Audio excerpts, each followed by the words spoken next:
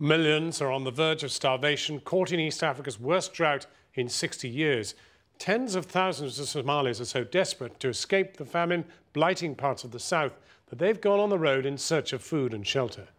Thousands of families are fleeing Lower Shabelle and Bakul, where the famine was declared. Our reporter Jamal Osman, who himself was born in Somalia, joined them on their journey.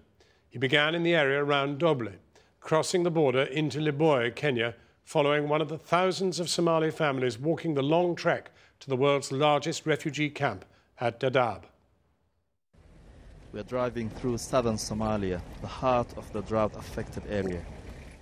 20 years ago, I left Somalia on foot, walking for days to flee violence and hunger. Now I'm here to talk to families escaping this new crisis. Mukhtar Rabi, the village elder, showed me where he used to water hundreds of cattle. People from this village have died from starvation. The situation is unbearable. Everywhere I look, the drought has destroyed life. Thousands of animals have starved to death. Amongst the bones, their last meal is now visible. Plastic bags were all they could find to eat. In the nearby village, most people have packed up and left, but I found Halima Abdi, a widow, sheltering from the sun. Last year I had 500 goats, 60 cows and 50 camels. Now they're all gone. I've nothing. But it's not just her animals she lost to the drought. She took me to see the head of the family, her eldest son. Powerless to prevent the collapse of their livelihood, Abdi has had a mental breakdown. He is now paralyzed with depression. The village children are too young to understand the threat of famine, but their grandmothers warned again and again the situation was becoming desperate. Harira Aden told me she had only just realized that I wasn't an aid worker bringing her food. Those who are able to go in search of food do. Further along the road, I met a large group of people striding across the desert bush, piled high with belongings. I asked them where they were heading. There's lots of fighting and hunger in Somalia. We're going to Dadaab, where we hope to be safe, find food, education and medicine for our children. I decided to walk with the Ibrahim family and hear more about their desperate decision to leave Somalia and head towards Dadaab in Kenya, the world's largest refugee camp. Abdi told me the family is from Dinsor, the epicenter of the famine. It's a 300-mile journey from his hometown to Dadaab. We've been walking for 15 days. This is our 16th. We'll keep on going till we reach Dadaab.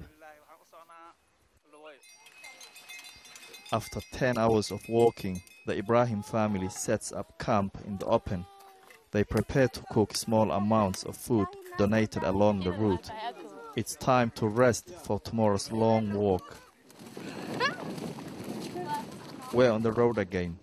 Somalia's famine has particularly hurt the youngest, but Abdi's children tease me for not keeping up with them as they run barefooted.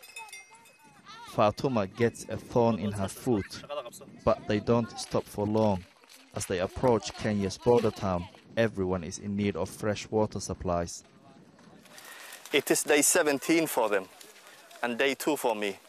I'm already struggling, but I want to continue. For them, this is the long walk for a better life. We stumble across a group of UN and other aid workers. They're scouting the border area for a new transit camp to process the thousands of families fleeing the drought. They ask Abdi's group what they need and promise to help. Setting herself down in the shade, Hawa Osman is hopeful someone can drive them the final miles to Dadaab. She's desperate not to walk anymore. From under her hijab, she reveals the youngest member of the group. Hassan was only 15 days old when their long trek began.